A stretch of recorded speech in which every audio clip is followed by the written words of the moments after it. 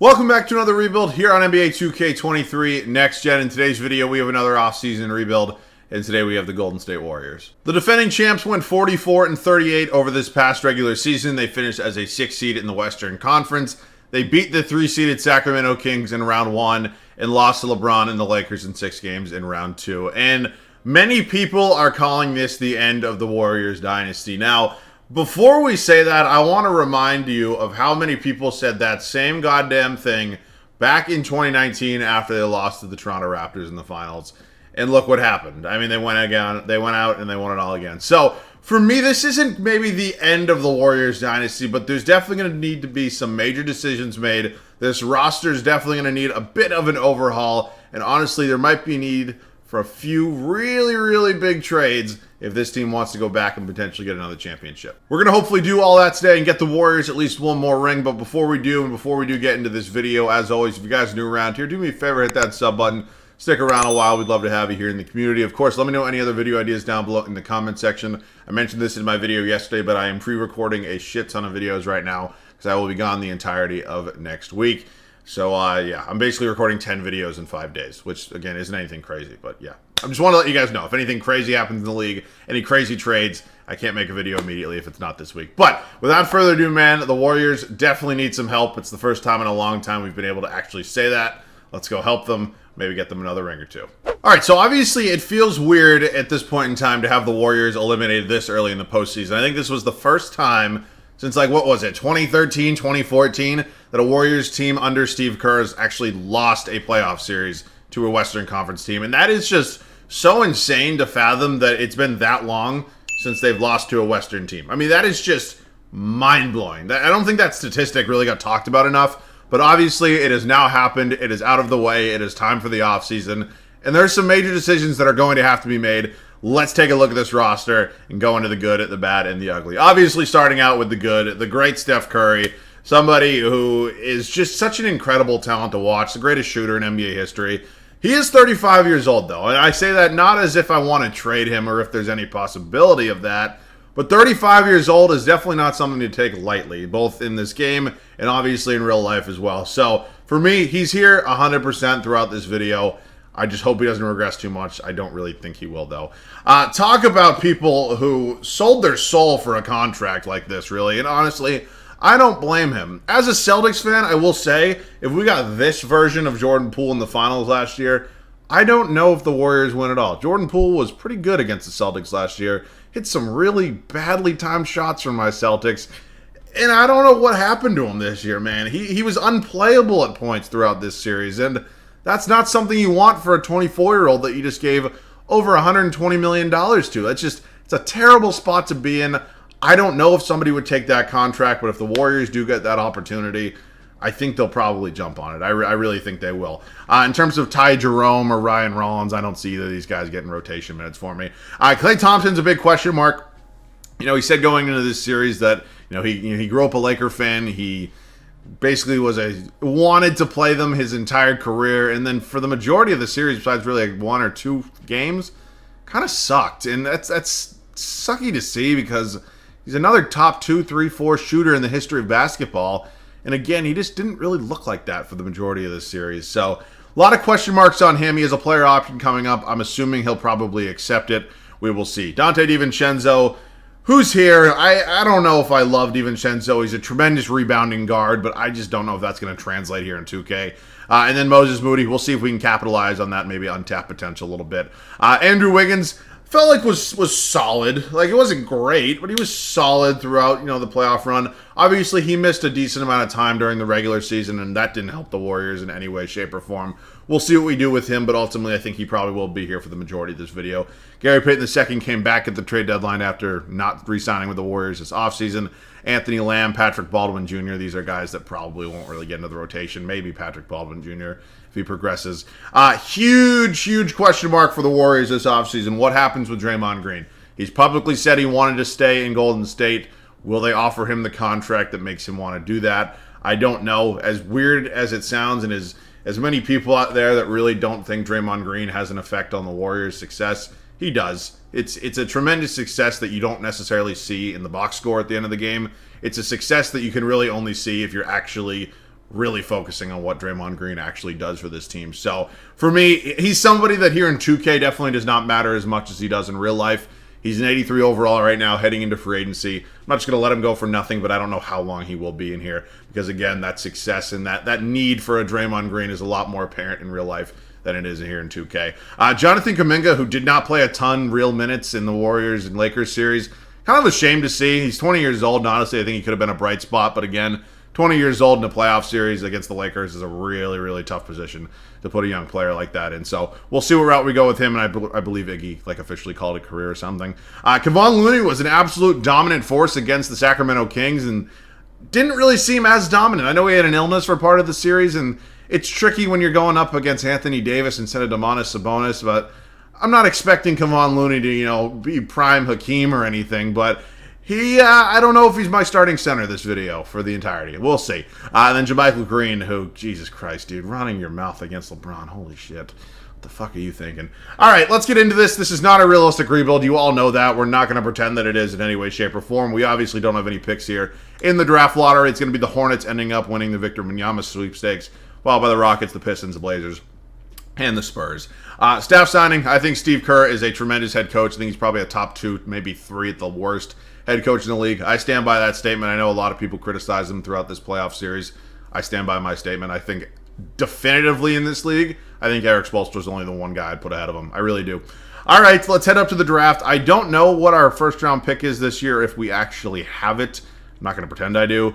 We do have our first-round pick this year. We do not have a ton of other assets, though, which is always a tricky thing heading into a rebuild. But the 19th overall pick isn't horrible. I'll leave it to you guys in the draft or with a trade. I've decided to move on from Jordan Poole. We're going to be sending him our 19th overall selection and a future first to Brooklyn for Nick Claxton and Dorian Finney-Smith. Nick Claxton is a tremendous defensive center. He's a good rebounding center. And he's only 24 years old. And he's on a rookie contract. So he's going to come in here. He's going to be my new starting center. Very high chance he's here for the majority of the video. We get an upgrade at center, and we get rid of Jordan Poole's contract. Pretty much a win-win for me. All right, so we're not going to be drafting anybody in this year's draft. That's fine by me. This is a core that's obviously ready to win now. Green declines the player option. Same with DiVincenzo. We're obviously going to bring back Kuminga and Moses Moody. At the worst, we'll move one of them, if not both of them, or they'll both progress. We'll see. We have 0 qualifying offers to give. And then, wait, also, didn't Clay have a player option? Did I make that up? I could have sworn. I mean, unless I'm just absolutely tripping, could have sworn Clay had a player option. I don't know. Maybe it's a guaranteed year. Maybe I'm just being an idiot. My bad. In terms of free agents, I'm not going to let Draymond Green, though, go for nothing. I've already mentioned that. Will I keep him throughout the entirety of this video? Probably not, but I'm definitely not just going to let him go. As I mentioned with Donte DiVincenzo to kind of open this video, I don't think he's great by any means, but he's 26 years old. He's a 79 overall, and he's a pretty goddamn good rebounding shooting guard. So, yeah, I'm going to bring him back. And then JaMychal Green, no. Ty Jerome. These are not pieces I need back on this team. I think there's upgrades that we can go out and find. How did Iggy not retire? What the fuck? Okay, cool. So we get Green and DiVincenzo back, which is obviously pretty big for us. Let's take a look at the bare bones of this roster right now. In terms of decisions we want to make, Moses Moody is a huge one for me. I don't know if I'm going to keep Clay. I really don't, because he's not going to be getting any better past this season. We all know that. At most, I'd say he'd probably be an 85 overall to start next year. I think it's more realistic. He's probably about an 83 or 84. So we will see there. I'm very comfortable with Andrew Wiggins. Draymond's a big iffy for me. And then I'm comfortable with Claxton and Looney as my 2 centers. So we definitely have another trade coming. I'll see you guys when I find it. We're going to make this trade with the Miami Heat. And you can all look at me like I have 3 heads. And honestly, you're entitled to do that. This is not a good trade on paper whatsoever. And I fully understand that. Let me explain to you why I'm making this trade. Tyler Hero, he's 10 years younger than Klay Thompson. He's only going to go up in overalls. I've seen him get all the way to the low 90s. I've seen him win Most Improved Player awards.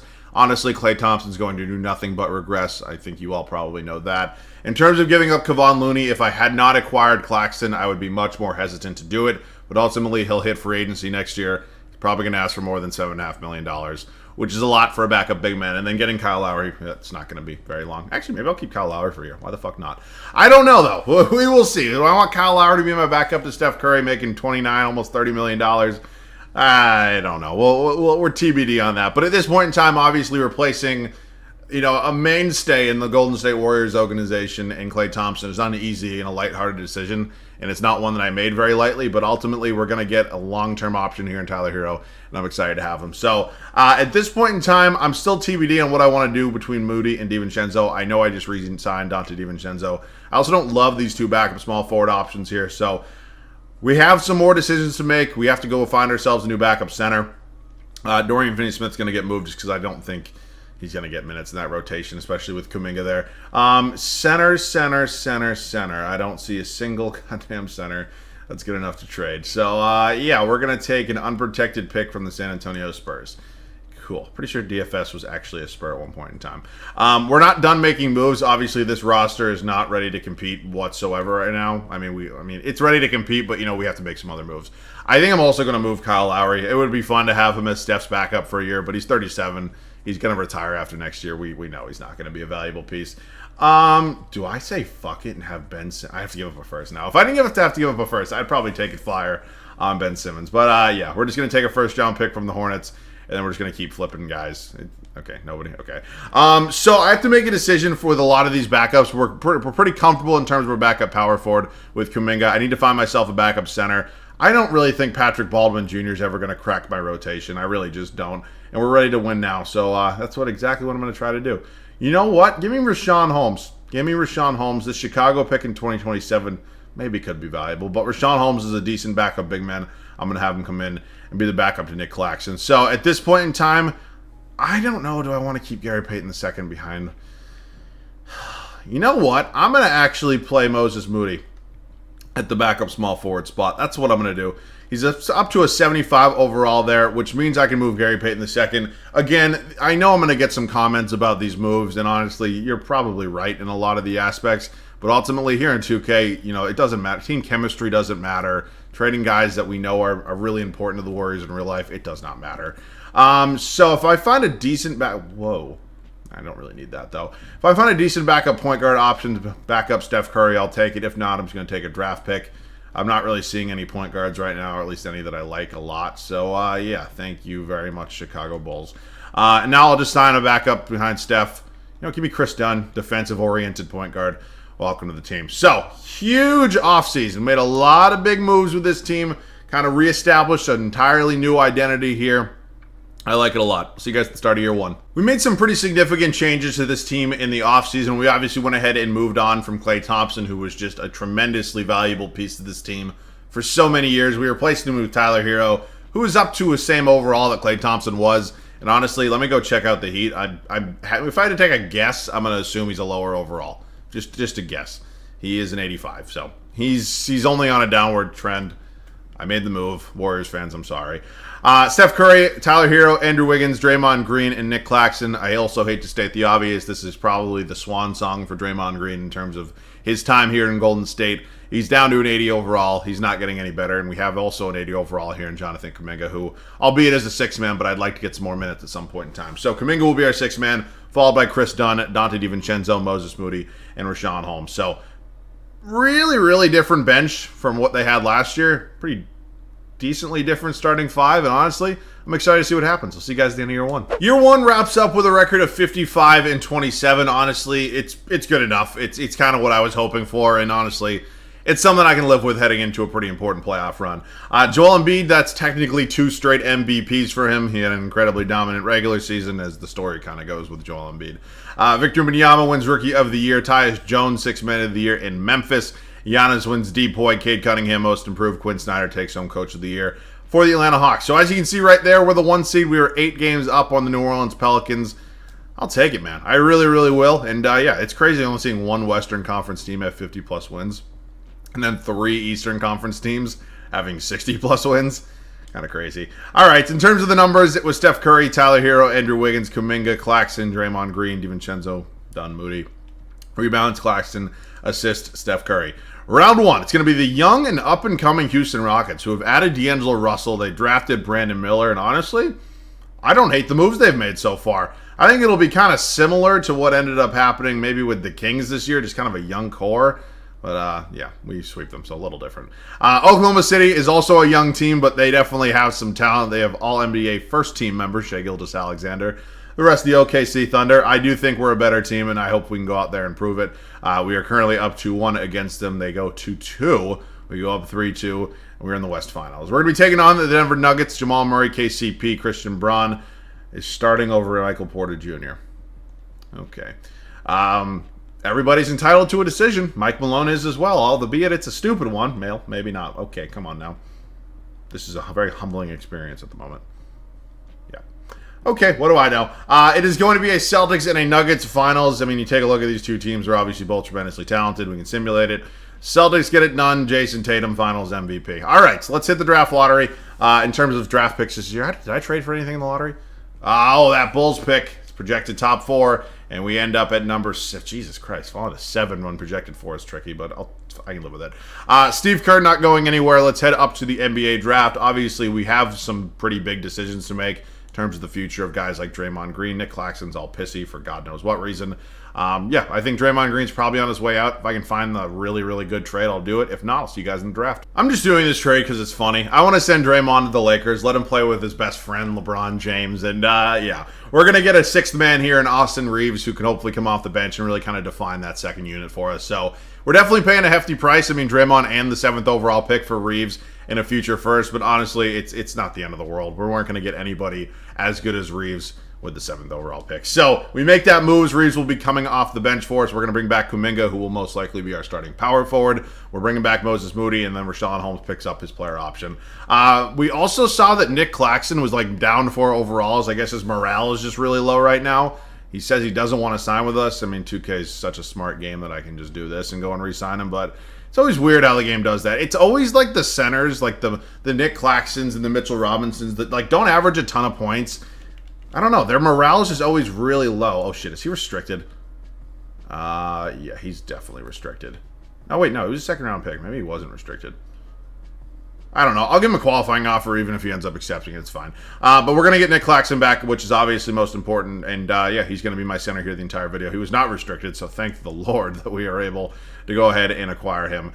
So DiVincenzo's probably on the move at this point. I think a new backup power forward is definitely in order. Go ahead and just get somebody to be the backup to Kuminga. So I'll do that in a future first and a future second. So JRE, honestly, that's not a bad option whatsoever. Probably the guy I go with. Ooh, DeAndre Hunter. Wow. Now, he's not a power forward by any means, but you know what? If we trade for him, though, that kind of means we have to move on from Moses Moody, which is a little tricky, but DeAndre Hunter's a clear upgrade there, man. That's a trade I have to make. I can't really make an argument. Well, he's 6'8". What happens if I move him to power forward? He only goes down to an 82. You know what? Fuck it. We're gonna have DeAndre Hunter here be my backup 4. I am really excited about this move, and you can maybe make an argument that he could start over Kuminga, but honestly, I kind of want to start Kuminga. He's 21 years old, and I think he has a lot of potential. So, pretty crazy offseason. We obviously made some pretty big moves, and yeah, man, I'm looking to go out and win a championship. I'll see you guys at the start of year 2. After a second straight really crazy and kind of chaotic offseason, we've finally arrived here at the start of year 2, and honestly, everything's kind of shaping up really well. I think this team should definitely be title favorites. Hopefully we can go out and do that, just that. It's going to be Steph Curry, Tyler Hero, Andrew Wiggins, Jonathan Kuminga, and Nick Claxton. The bench unit has definitely gotten better. Austin Reeves is their 6th man, followed by DeAndre Hunter. Also, I know that these minutes are looking a little bit different than how they normally look, and that's obviously for a reason. It's because we have 2 guys who are very capable starters in this league coming off our bench. Followed by Moses Moody, Chris Dunn, and then Rashawn Holmes. So everything's kind of looking up here, and I think we have definitely a really good shot about going out winning a championship. See you guys at the end of year 2. Year 2 ends with a record of 60-22. Anytime you win 60-plus games, you're obviously feeling good. We have a pretty truth-telling playoff run coming up for us. Luka Doncic is your MVP in Dallas. Bronny James, Rookie of the Year, is in Miami. Holy shit, he went crazy in year 1. Oh, that's per 36. Still a really, really good rookie year. Anthony Simons, 6th man of the year in Portland. Nick Claxton wins Defensive Player of the Year for us. I wonder how his morale is right now. Bryce Sensabaugh, I don't fucking know. Wins Most Improved Player in Sacramento. Steve Kerr wins Coach of the Year. You obviously love to see it. We're the 1 seed here again in the Western Conference. Hopefully a little bit of a different result, though, come playoff time. All right, here's a look at the full numbers. Feel free to pause if you wish. I don't really care Who does what? Does not matter to me, as long as we're out here winning. Round 1, we have the New Orleans Pelicans. Obviously, any team with Zion in it is a huge pain in the ass to play against, but I think, and I say this with the utmost confidence, we're the better team. Okay, not exactly. Seriously? Wow. Talk about another humbling experience. What the fuck is wrong with this team? What just happened? What just happened? Wiggins, good God. Oh, wow. There's just no way that this team's going out like this. God, Jesus. All right, look at Joel Embiid getting out of the second round. Oh, my God. What the fuck just happened? That's insane. I've had some bad first-round losses. That might... Okay, here we go. There is a lot of draft picks right here. I don't know what has protections and what doesn't. We're about to find out. We end up with 4. We have 7. And then what other pick did we have? Oh, we had that Hornets pick that was protected. So 4 and 7 this year coming up. I don't even know what we do. Do I move? I can't fire Steve Kerr. He's a tremendous head coach. He has basically perfect ratings in this game. So up to the draft it is, I guess. We're going to make a major trade. I don't know what exactly, but I'll show you guys when I find it. I'm going to do everything in my power to try to acquire Jaren Jackson Jr. He's obviously a Defensive Player of the Year award winner, and he'd be a huge upgrade in my starting 4. Now, I'm not saying that Jonathan Kuminga was the problem, but honestly, at this point in time, I need a clear-cut upgrade somewhere, and it's either this or moving on from Andrew Wiggins, and I think this is much more of a possibility. So I don't care. It's the final season. Take whatever draft picks you... No, did not mean to do that. Take whatever draft picks you want. If you want these picks, you can take... Jesus Christ, really? It doesn't matter to me. I mean, I'm not going to lose sleep over these picks because we don't need them at the end of the day. So, oh, this Hornets pick's really valuable. They'll definitely take this. Okay, thank you. Jaren Jackson Jr., welcome to the team. It definitely hurts a little bit to lose DeAndre Hunter, but we're really not losing any depth because Kuminga will just go to the bench. So, it definitely sucks that we got bounced in the first round after 60 wins, but this team is so good right now that I would be actually shocked if we weren't able to pull something off. So, Kuminga and Moody are 2 guys that I definitely have to get back. I'm honestly just going to give them both qualifying offers to make sure we actually have enough money. And then, yeah, I'd like to find an upgrade over Rashawn Holmes as well. So, shit. Yeah, well, that kind of makes sense when you look at all these contracts. Steph Curry making $60 million is really kind of kicking me in the ass right now. I don't know. Here's the thing. If I do this, like, is it going to let me... Okay, so it's going to let me offer Moody.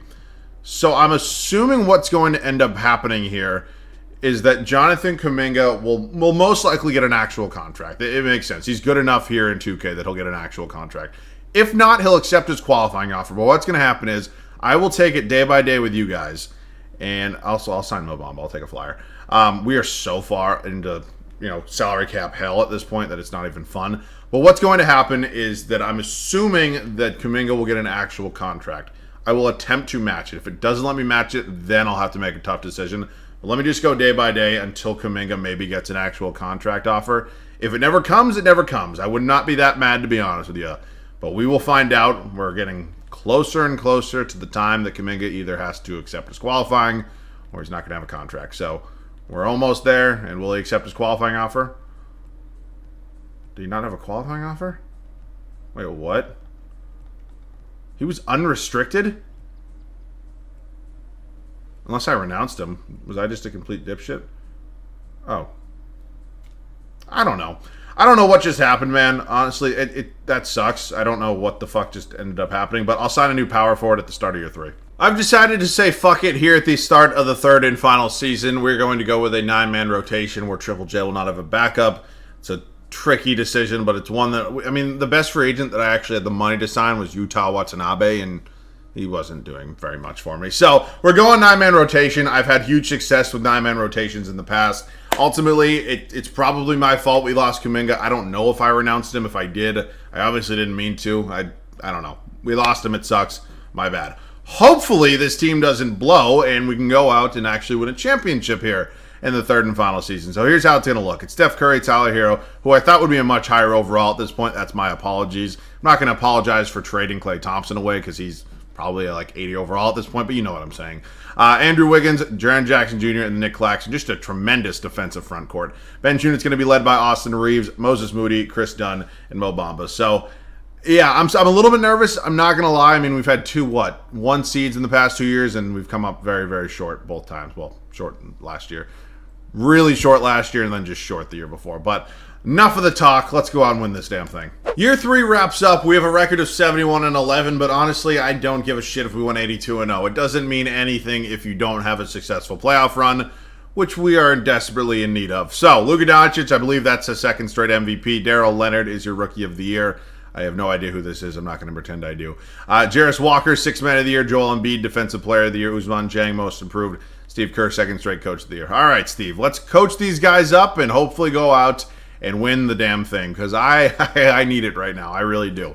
In terms of numbers, Steph Curry still leading us in scoring at age 38 is just mind-blowing. He's insane. Rebounds was Nick Claxton. Assists was also Steph. All right. Denver here in round 1. I believe this is the team we lost to in the Western Conference Finals. Or was it semifinals? I don't know. They've added Terry Rozier. They now start Michael Porter Jr. It's not an 8 seed. That team's way better than an 8 seed. But nonetheless, we're up 3-0. Okay. And we sweep. Okay. This is what I'm talking about. This is what should have happened last year. Maybe it's the 9-man rotations. I got to do more of those. Utah's added Markelle Fultz and DeJounte Murray, along with Brandon Ingram. Okay. And what in the hell? You have Walker Kessler coming off the bench over Bobby Portis? Really? Okay. Not my decision to make. We are hopefully going to beat this team. And they get a game in there. We win in 5. That's fine by me. 2-seeded Rockets scare me a lot. They really do. Their young core now have some experience, and they've definitely developed pretty well. So, let's see what happens here. We're up 2-0. We're up 3-0. Okay, we're in the finals. Thank you, Jesus. We got a rematch of the 2022 NBA Finals. It is going to be the Warriors and the Celtics. We obviously know the Celtics team's incredible. They've added John Collins as well. Holy shit. Okay, well, let's see what ends up happening. I don't want to go out sad. I'd like at least one championship. We're up 3-1. If we blow a 3-1 lead, I'm going to cry myself to sleep tonight. I'd also wouldn't mind getting a little bit of gameplay. I know this video has probably been long enough, but yeah, we're going to be blowing the Celtics out. It's a quick gentleman sweep. I will get a little bit of gameplay. I will see you guys in there. We're on our home floor attempting to close out the Celtics. We're getting some gameplay because it's not every day I get to use Steph Curry, and why the hell not? In terms of this Warriors team and moves they could really make to like really alter their team right now, I think it's all going to start with what Draymond Green, asks for and what he expects in free agency. I don't think he's going to have like 15 plus teams that are wanting him in free agency, but I also don't necessarily think that nobody's going to want him. I don't think he's just going to go back to the Warriors just out of pity or something. I mean, you're going to have to pay the man. He's not just going to take a huge discount or anything like that. Now, that being said, I don't think he's going to take the max. I think he'll probably take a little bit less, especially if he stays with the Warriors. But for me, I think it's more than that. I think there's an identity to this team that really needs to be established again. When I watch that team when I watch Steph Curry, rather, basically just absolutely destroy my Celtics in the finals last year, there was something about that. It felt different than the team this year. The team this year just, I don't know, man. There was something about it, and I don't really know how to describe it. I'm choking on my words right now. It's hard to go back to back, and it's hard to have sustained success in this league. For those people out there saying that this isn't, the exact roster to what they had last year, you are correct, and I'm sure that Juan Toscano Anderson. And what's the dude who can shoot? I'm forgetting his name right now. But I'm forgetting the two that left. One of them's in Toronto right now. Complete mind blank. But I'm sure those pieces that were playing like 10, 12 minutes a night aren't as important as people were making them seem. I think this team ultimately came up short. I think obviously Jordan Poole having a shitty playoff series against the Lakers had a lot to do with your shortened season. I would be interested to see if somebody would be willing to take on that contract this offseason. I think there are definitely teams that would take a flyer on him, but I think you're going to probably not get a player that's better than Jordan Poole back, and that could be tricky when your timeline is closing. I mean, there's no way around it. The Warriors' timeline right now with this core is closing. I mean, Steph Curry is 35 years old. I hate to say it. It's not like you have another 6-7 years of just building this team up. So I'll see what ends up happening, but honestly, if the Warriors don't make a major move and they kind of run it back with this exact core, I don't really expect too much success next season. I really don't. And that's tricky to say with Steph Curry, man. It's very hard to doubt Steph Curry in the playoffs, but honestly, that's kind of the way I feel. I don't think he can do it all himself at this point. And when you have guys, Jordan Poole, who instead of stepping up are completely shrinking in the moment, it's not helping him. So a lot of decisions to make. I know that their general manager was also considering what he's going to be doing in his future. So big decision there. He's obviously had a huge amount of influence on that team, and he's one of the main reasons why they've gone ahead and had the success they've had. So for me, is this the end of the dynasty? I don't want to say yes. A lot of people actually said yes in 2019, and look what happened. They won again. So it's going to be tough. It's going to be a tough offseason for Warriors fans. In the next 3 to 4 years, you're probably going to have a decently lengthy rebuild, and it is what it is, man. There are highs and lows of NBA basketball. There are highs and lows of every team. And yeah, you guys have had a lot of highs. I don't really feel too bad for you. So other than that, man, we built a fun team today. I had a ton of fun with this one. And yeah, we're going to close it out with a championship here. I'm not going to really try too much in these final minutes. If Tatum wants to just score, he can. It obviously hurts watching my Celtics. Come on. Seriously, JT, come on. It hurts watching my Celtics go out like this. Dude, I've been loving the playoffs so far. That game 7, well, it's yesterday when I'm recording it, but it's 2 days ago when you guys are seeing this. With the Celtics and the Sixers, was so fun to watch as a Celtics fan. It really was. I find nothing more enjoyable than 76ers fans' tears. I really don't. So we're going to miss that one. But yeah, man, that's pretty much it. And we're going to be winning a championship. It felt like we should have won more than one in this video, and I'm kind of sad that we didn't. But we ended up winning one. I'll basically do the outro here. I'll mention it one more time quick. I know I mentioned it in yesterday's video and in the intro of this one. But I am pre-recording a shit ton of videos. So let me know your video ideas now. Let me know them early so I can get them out of the way if you guys want to see your video. And other than that, I'll be back the week after, and I hope you guys enjoy the playoffs. So I had a ton of fun with this one. Hopefully you guys enjoyed it as well. As always, thanks so much for watching. I love you guys. I'll catch you guys all in the next one.